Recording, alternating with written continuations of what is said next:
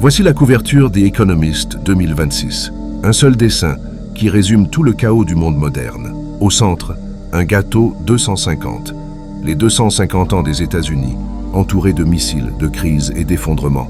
L'Amérique fête son anniversaire, au bord du feu, autour des missiles orientés dans toutes les directions. Ukraine, Gaza, Mer Rouge, Soudan, Taïwan. La guerre n'est plus localisée, elle est mondiale.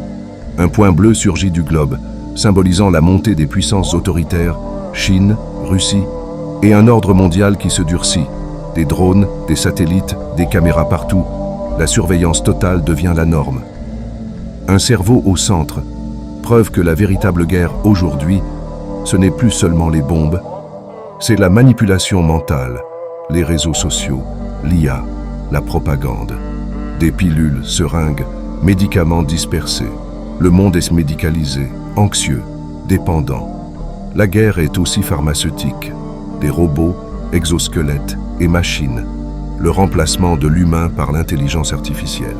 Un joueur de foot tiré par un fil rouge. Le sport comme distraction pour faire oublier le chaos mondial. Le sport transformé en opium moderne. Un outil pour détourner l'attention. Cannes, Coupe du Monde. Billions de dollars soft power, propagande moderne. Le Coran. La vie d'ici-bas n'est que jeu et amusement. Al-An'am 32.